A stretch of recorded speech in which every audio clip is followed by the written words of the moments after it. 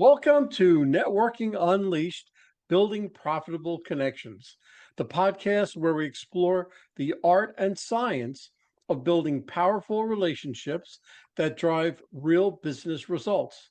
I'm your host, Michael, and today we're diving deep into the intersection of networking, motivation, and communication, especially as it relates to immigrant experience. Our guest is a dynamic expert whose journey spans overcoming barriers, motivating others, and mastering the nuances of cross cultural communication. Whether you're new to networking or a seasoned pro, you'll discover actionable insights to foster authentic connections and unlock new opportunities. So get ready to be inspired as we uncover practical strategies for building networks that are not just expansive, but truly profitable and meaningful. So let's get started. I'd like to introduce Andy Semotiuk. Semotiuk. I'm a Chuck, right? Semotiuk. Okay, I'm almost there. Almost there. No problem. Yeah. He does have this vast background, but Andy, I would like to introduce you and tell us a little bit about your background. Sure. Well, I was born in Edmonton, Alberta, Canada, and raised half in Canada and half in the United States. For example, school-wise, I was going initially in Canada, but later in high school, I went to school in Los Angeles. And that's because my mother had a sister who lived in Los Angeles, and they bicycled me back and forth. So, for example, summers I spent in Los Angeles, but during the school year, I spent up in Edmonton in the cold. And then as time went on, as it turned out, my whole life was like that. Half of my time was in Canada and half of my time in the United States. So, for example, although I studied in Canada at UBC in Vancouver, got my law degree and so on, I actually practiced for 10 years in Los Angeles. I practiced for 5 years in New York, and I am now practicing in Toronto, in Ontario, Canada. Oh, that's great. That's quite an expansive background you have there. So that's good. All right. So I'm going to jump right into the questions that I've developed for you. And hopefully we've made the mark. We've hit the mark. What role has networking played in your own journey as an immigrant, and how did it shape your success? That's a great question. And you don't even realize how good a question that is, I think. And I'll tell you why.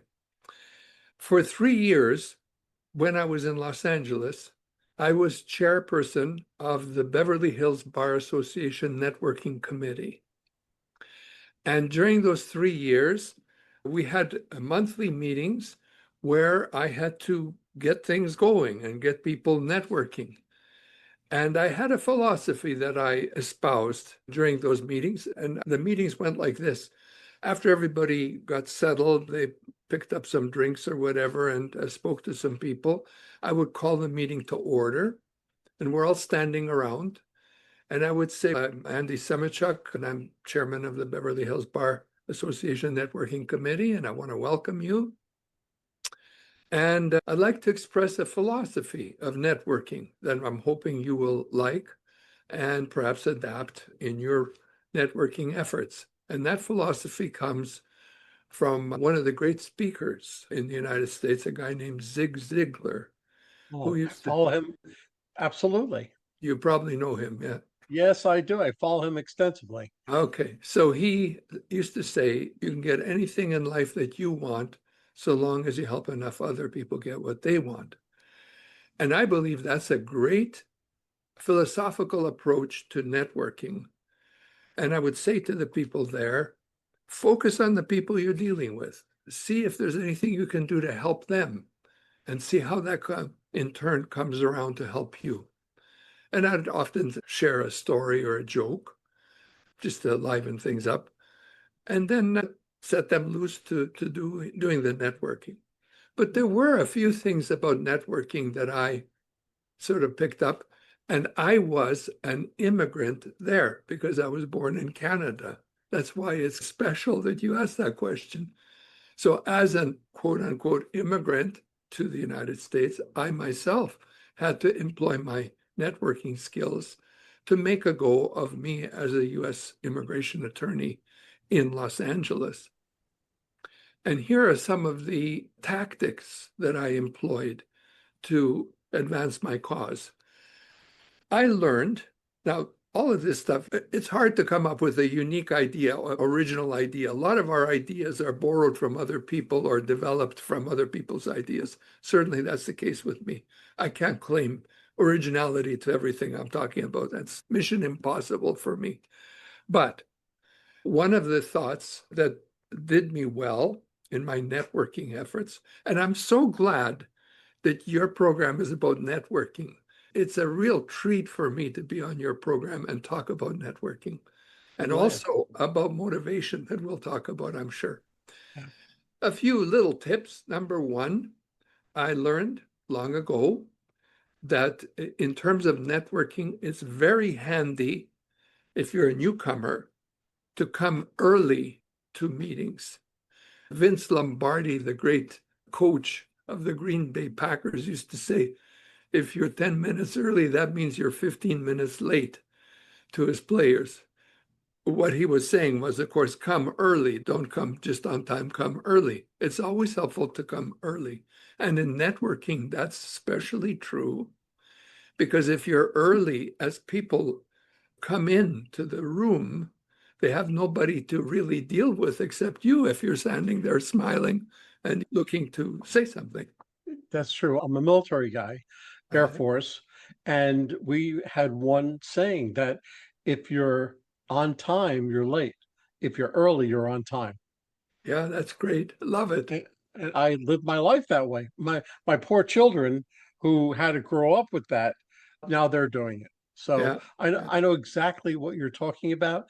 Zig Ziglar was the best, and that's what's called a servant's heart. I Yes. really now I follow more Zig Ziglar's son because Zig isn't around very Right. anymore. But it's a giver's gain. It's what BNI has structured their whole thing about. But it's true because when you go to a networking event, it's what you can do for somebody else, not what they can do for you. I didn't mean to interrupt. Oh, I'm happy you threw that in. That's exactly right. Yeah. That's gold level thinking in my world. But that was one key because they'd show up and they don't have anybody to talk to, so they wander over to talk to you, and you then start on a journey with them. And my approach was like this, and I teach my young people here in my law practice this approach.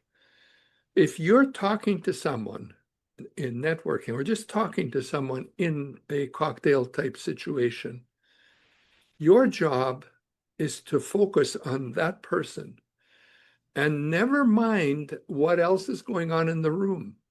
Never mind if President Trump just is walking by behind the person you're talking to, or any football star or baseball star or whatever. It's important to train yourself on the person you're talking to. Everything else is irrelevant. That's the whole idea here. It's inconsiderate to use another person you're dealing with to, so you see these guys, they're talking to you, but they watch as someone goes by. Right, You right. know how you feel when that happens. Absolutely. It's called active listening. Yeah. So you listen to the person who you're with, you give them 100% of your attention, Yeah. and here's the funny part about active listening.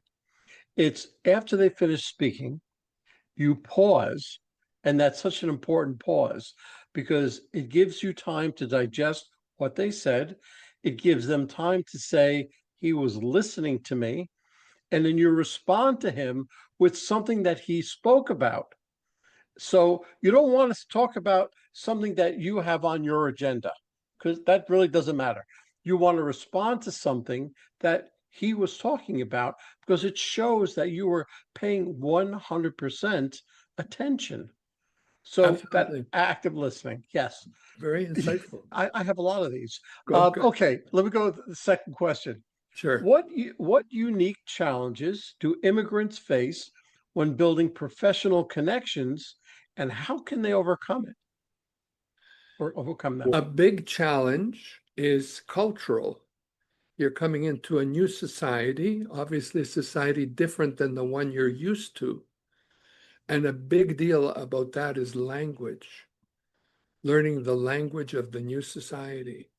Now, in my life, like I speak a few languages. I'm Ukrainian in background, so I learned Ukrainian growing up and stuff like that. And I've been able to pick up a little bit on the Slavic element. But I've also studied Spanish and French, and it's been hard, a hard goal. And so I'm thinking from the point of view of someone new who's trying to learn English, what can I do to offer them some help in picking up the language?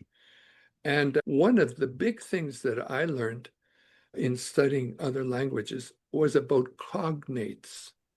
I don't know if you know the word cognate. I didn't know the word when I first heard it. And it's words that are the same in other languages. So, for example, transportation, the word transportation or communication in French or in Spanish, transportation in Ukrainian, they're all the same. It's a cognate for it's because languages are a mixture of various languages. Over time, they're influenced by each other. Communication, transportation, all words, pretty much all words ending in tion are such cognates. And other words, and I can't give you examples because I wasn't expecting to talk on this exact topic right now, but I looked it up. And as much as perhaps 30 or 40% of a new language for you may consist of words you already know because they're cognates. And if you go through a dictionary, you can pick up those cognates. And it's astounding that you may know 30 or 40% of a language even before you started. What a gift, what a boost that is. What a great thing. And yeah, it's for you just because I know two languages, English and English. That's my two languages. Yeah. I took Spanish in school and I can understand somewhat, but that's very interesting that those cognates you were talking. Cognates, that's the word Yeah, for it. And very interesting. yeah. Now, in picking up languages, other things, and now why am I focused on language? Because I would say language is the critical element to integrate into a new community.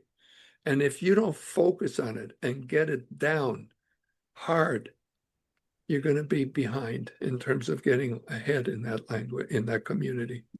A lot of my clients, English is a second language.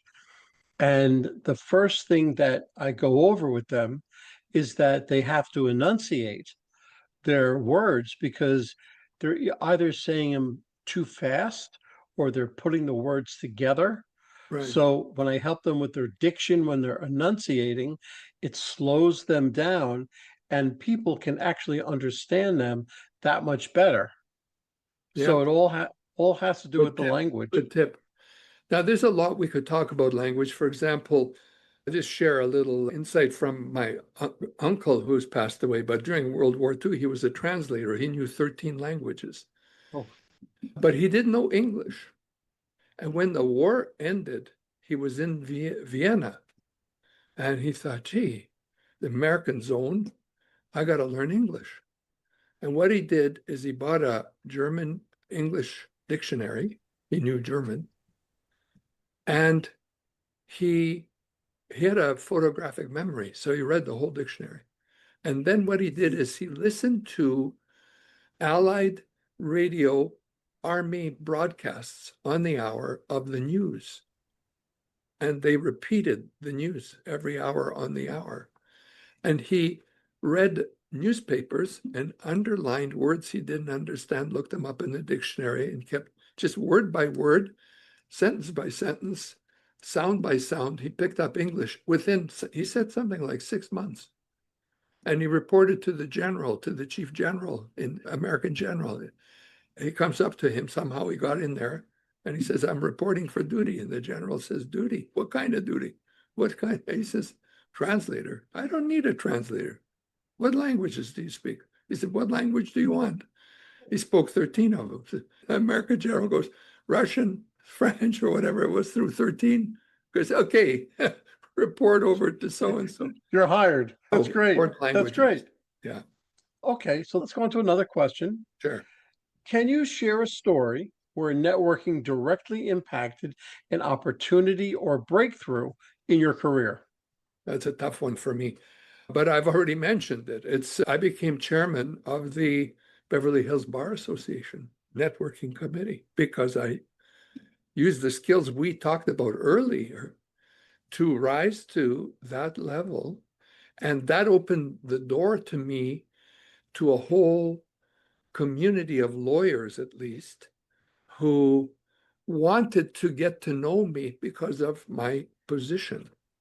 And so it made it easy for me to, as an immigrant, as we were talking earlier, integrate into that community. And through that community, I was able to reach out to other communities and become involved, entrenched in other.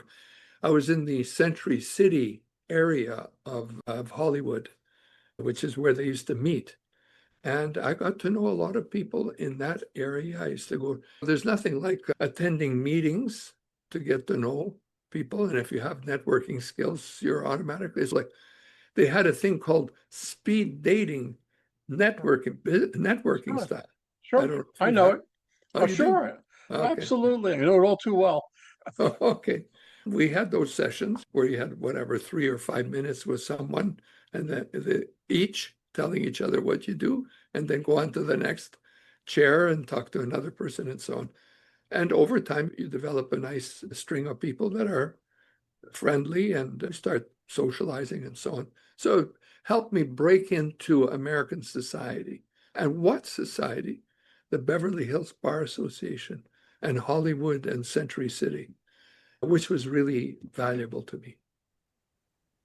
Which was, I'm sure, which was great. And the fact that you were trying to integrate yourself with with everybody else, it was Yeah, just an easier way. And by you knowing all of what you know, networking wise and communication wise, yeah, made it that much easier. Okay. absolutely. So how do you stay motivated to keep building and nurturing your network, especially through tough transactions or setbacks?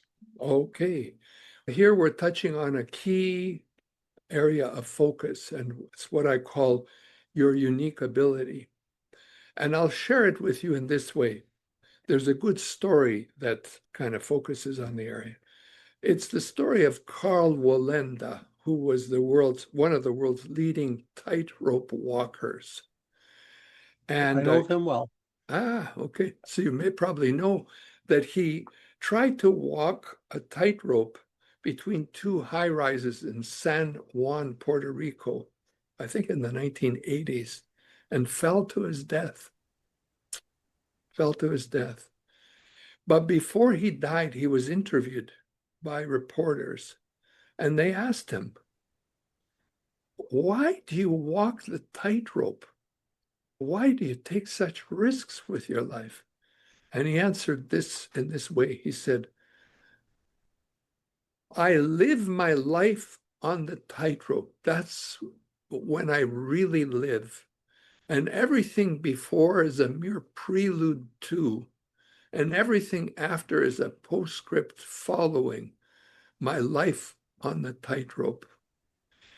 And that's now what he was saying is, it's so important to me. I'm willing to even risk death to do this. And from reading about other people, for example, Elvis Presley, he felt really alive only on the stage when he performed in front of audiences. There's a tennis player, I think his name was Roger Ashe, who used to talk about flow, that there was a state that he would get into, and all these sports personalities, they all talk about flow, where they're just in a moment when everything else doesn't matter. They're just in their unique abilities, what I call unique ability.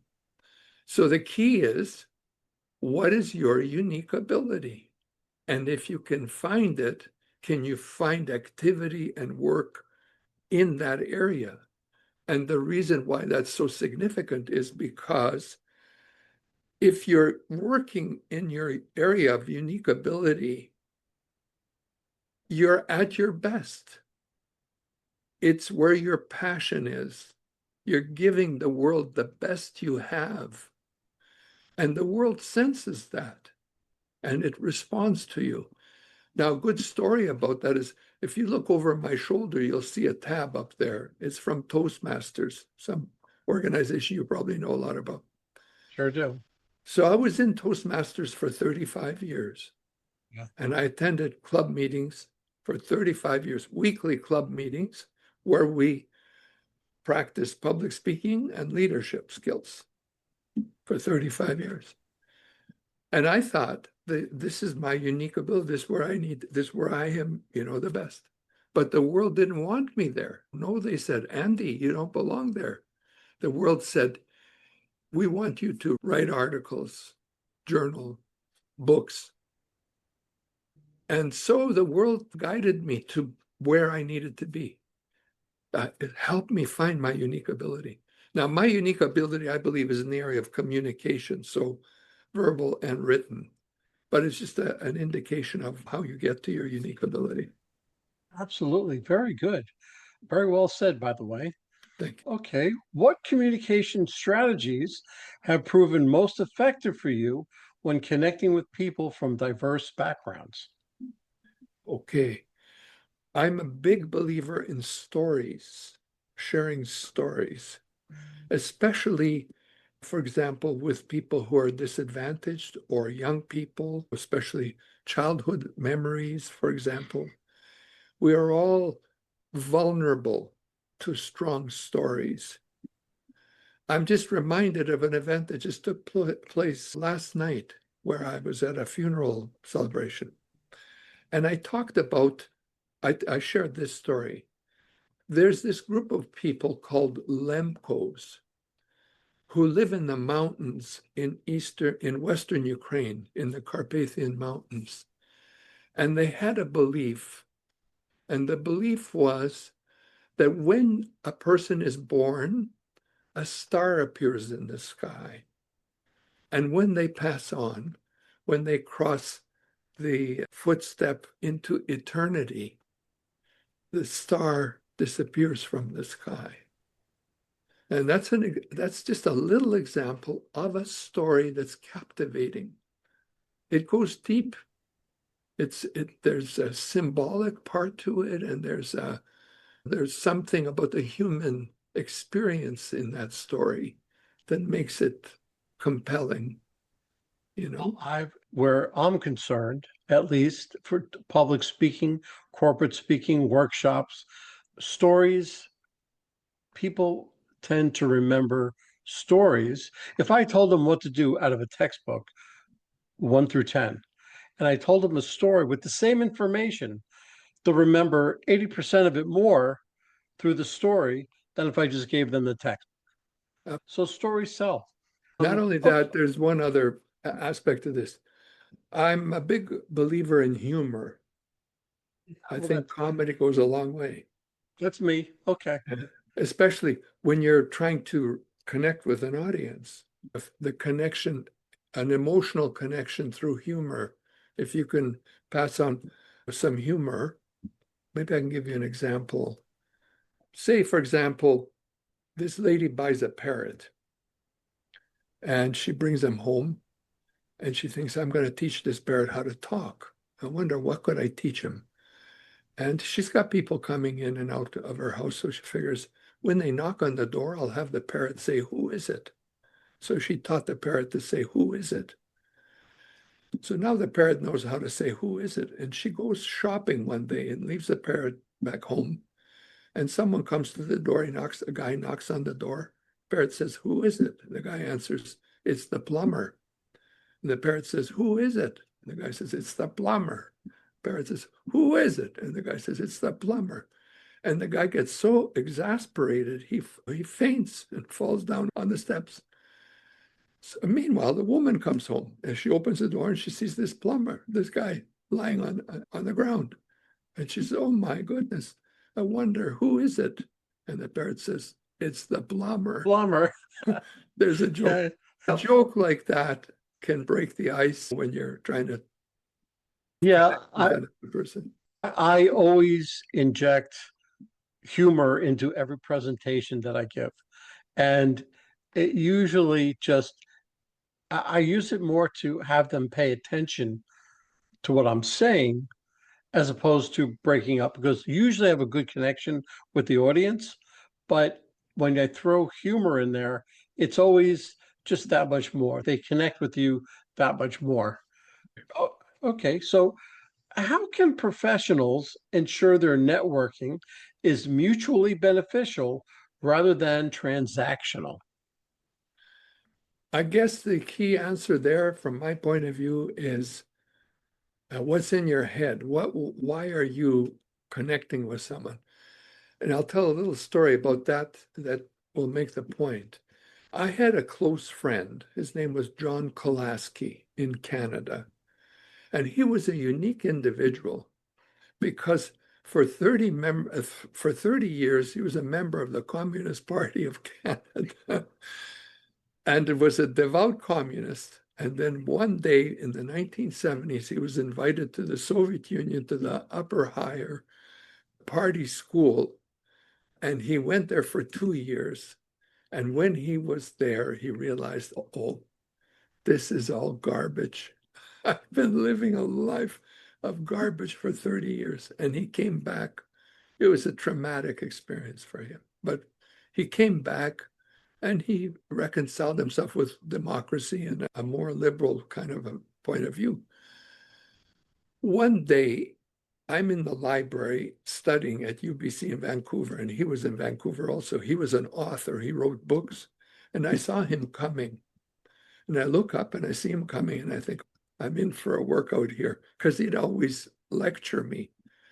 And he says to me, Andy, and I'm thinking, oh, how am I going to answer this question? He says, does the end justify the means?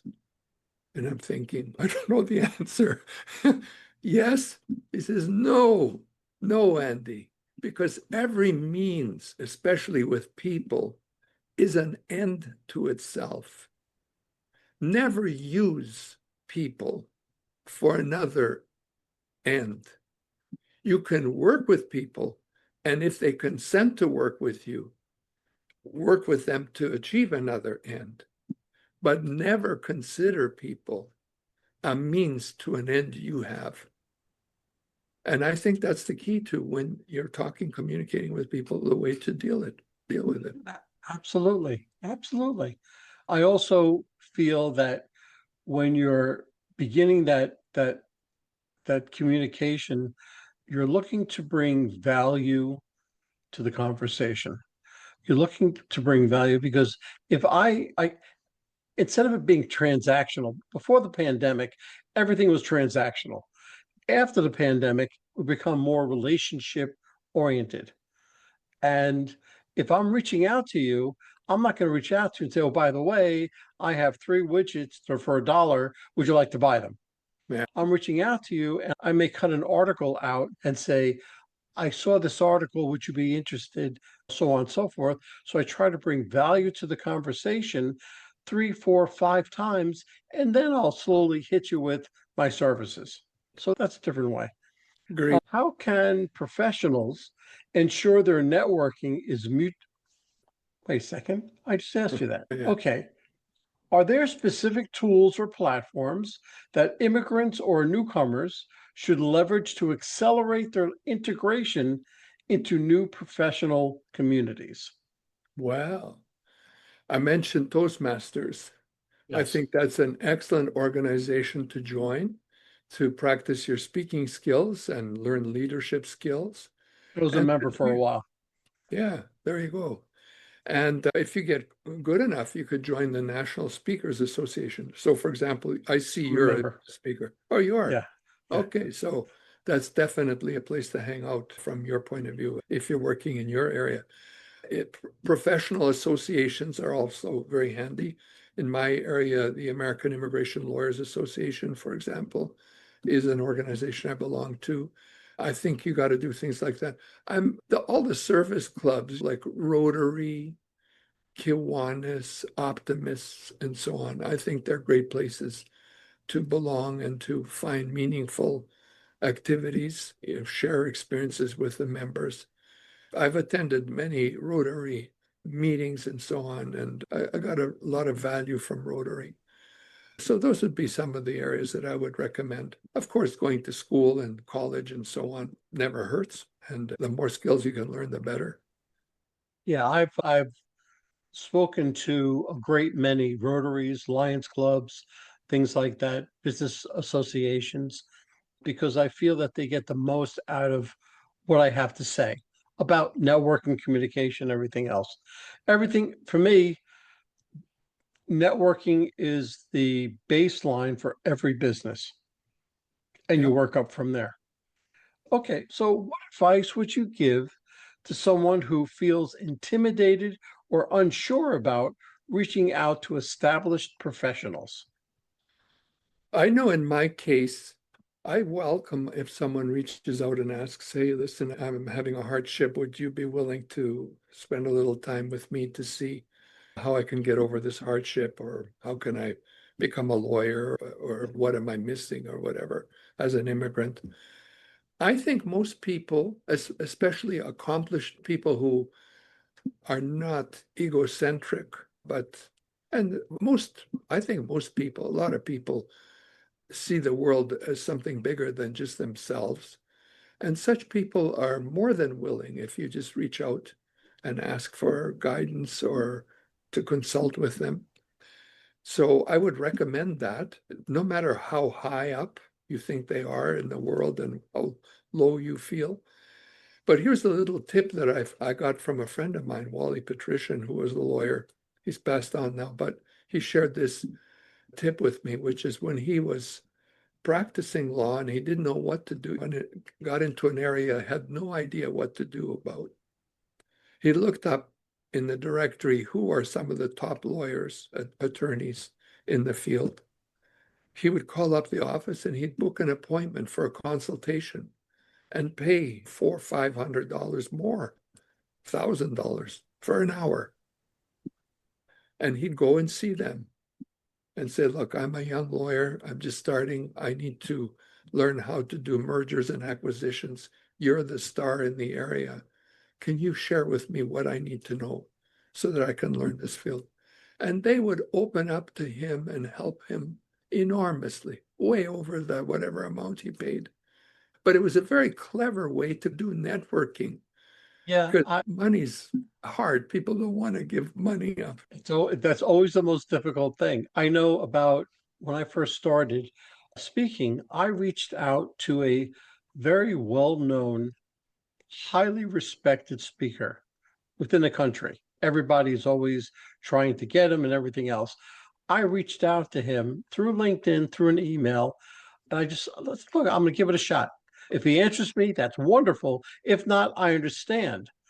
And I reached out to him. I asked him two questions. And I think within an hour, he responded through his cell phone, but he responded. And I was like, little old me, he reached out to me. But yeah, because every time they're at, it's not a big ask. They're willing to help you and extend their, I'll say their greatness, but it's amazing. All you have to do is ask. Never be afraid to ask. Yeah. Okay, so how do you measure the profitability of a connection? What makes a networking relationship truly valuable? I'll tell you from my practice, and I've been practicing for many decades, I learned that when I focus on the money, nothing seems to go right. When I focus on the person and the problem, the money takes care of itself. In fact, it's even better if I do that than if I focus on the money. I'll make more money focusing on the person and the problem. And so now I know there's a school of thought, how much should I earn this year? Set a target and work towards it. I don't know. I'm not saying you shouldn't do that. It's probably helpful. But in my own experience, the way I got ahead in life and the friendships and the colleagues that I made in my life, I made most of my advances and what I am thankful for because of the focus on the idea, the ideals, the person, the connection to the person, and provide, like you said earlier, providing value in relationships. That's where I found the most reward came from. And not every reward is economic. Look, I had clients who'd come in and they couldn't afford to pay me. They're immigrants. So they bring me a jar of pickled pickles or a dead chicken for dinner. I bring it home to my wife. She'd say, "What are we going to do with this?" Eat it, Right. cook it and eat it. There's all kinds of stuff like that, but that's memorable. It is. Yeah. I'm known in this area as being a connector. I see two people that are in need of each other's services and they did not know of one another. I'm going to introduce them and then back away. I'm going to say, Andy, this is Michael. Michael, this is Andy. This is what Michael does. This is what Andy does. I think you can use one another. Have at it. And I step away and I let them. Now, they usually include me on their email chains, so I Yeah. know what's going on, but it's not necessary. And I Yeah. try to do that once a week. So I've been doing it for 2 years now. Oh, wow. So every week I put two people together and whatever comes out of it, it comes out. And that way that I feel I've done something. Yeah, yeah. Good work. Okay, now let's bring this podcast full circle. For women and minorities navigating new environments, what empowering mindset or habit has helped you overcome barriers to build an authentic relationship? Okay, I'm going to talk about motivation here. And this is a topic dear to me. And it's dear to me because I learned about it from one of the great speakers in Toastmasters. Many years ago, when I was in Toastmasters, I came up with an idea. I learned that Toastmasters each year had what they called a golden gavel speaker that would come to their convention and give them a talk about their life. And they would award him the gold or her the golden gavel for the year. So I wrote to Toastmasters magazine and I said to them, "Hey, listen, I'm a Toastmaster. I would be interested in hearing these golden gavel recordings and writing about them for Toastmasters magazines." And they sent me a whole bunch, a collection of these speeches. And among the speeches, there was a guy who won the golden gavel way back, probably about 40 years ago, maybe 30 years ago, whatever. And he talked about motivation. And I was really impressed. I really took it to heart. And he talked this way. His name was Bob Richards, a Golden Gavel winner. And he said, in the course of this talk, he said, when I was a small kid, I lived in a town and we had a baseball team. And the best baseball player on the team was a guy named Lou Boudreau. And everybody, all the kids like me when I was a kid, and this is Bob Richards talking, admired Lou Boudreau. The sun set, rose and set on Lou Boudreau. And one day, Richards went to the baseball field and was in the stadium, in the far end of the stadium, when Lou Boudreau hit a home run. And Richards caught the home run. And he was just ecstatic. He ran to the players' change area, waiting for the players to come out so he could get the autograph of Lou Boudreau on the baseball. And he was standing there. Lou Boudreau came out and he was going down the line and he came to Richards. He says to Richards, "And what's your name?" And Richards said, Bobby Richards. And Lou says to Bobby, "Oh, and what are you going to be when you grow up?" And Richards, I think he said, "I'm going to be a great baseball player." And Boudreau said, Oh, that's great, Bobby. I can see it. One day you're going to be great, really great. And he took the ball and he signed Luke Woodrow. And Richards, in this speech, said, you can't imagine how motivating it was to hear some encouragement from a person like him who was so big in my life, such an idol for me in my life. And then he went on to talk a little bit more about motivation, and this is what he said. Back then, when he was speaking, America was in the skids, economically in trouble. And a newspaper decided to canvass some of the leading economists in America, asking, what does America need right at this moment to get out of the economic malaise? And 3 economists all answered the same thing. They said, what's needed is motivation. And then Richards said, this is how I define motivation.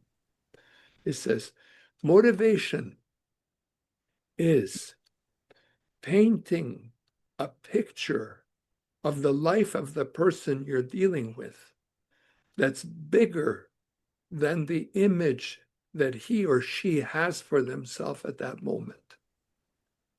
And the moment of motivation is when that person clutches onto that bigger image for themselves and adopts it in their life. And I thought, wow, that to me explains everything. Yes, it does. Yes, Yeah. it does. Andy, I got to tell you, I'm out of questions, but I can probably talk to you for another 2 hours. Yeah. Okay. But time is limiting. If anybody wanted to get hold of you for a discussion, for some consulting, to hire you, whatever the case may be, what's the best way for them to get hold of you? Okay, I work with a group called Pace Law Firm, PACE Law Firm, and our website is pacelawfirm.com. So you can just go to the website and you'll find my name and you can get all my contact information, anything about my books or what I'm doing there. That would be the best way. Great. Andy, thank you so much. You were so insightful. And with the stories and everything else, I can't thank you enough for coming on my podcast. I enjoyed it immensely. Thank you, Michael.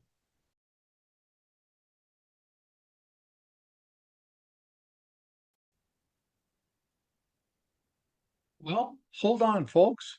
Don't go anywhere. Let's hear from our sponsors. David Neal, co-founder, Revved Up Kids. Revved Up Kids is on a mission to protect children and teens from sexual abuse, exploitation, and trafficking. They provide prevention training programs for children, teens, and adults. To learn more, go to revvedupkids.org. Henry Kaplan, Century 21. When it comes to making the biggest financial decision of your life, leave it in the hands of a proven professional, Henry Kaplan. Henry is a global real estate agent with Century 21, celebrating his 41st year in business. No matter where you're moving, Henry has the right connections for you. You can contact Henry at 561 427 4888.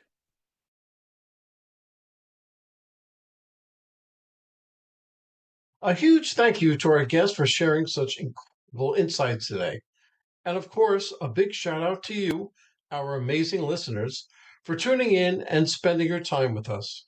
If you're interested in my digital courses, being coached, or having me come and talk to your company, just go to Michael and fill out the request form. Remember, networking isn't about being perfect, it's about being present. So take what you've learned today, get out there, and make some meaningful connections. If you've enjoyed this episode, please don't forget to subscribe, leave us a review, and share it with someone who could use a little networking inspiration. Let's keep the conversation going. You can find me on Apple, Spotify, Pandora, YouTube, or my website, forman.com/podcasts.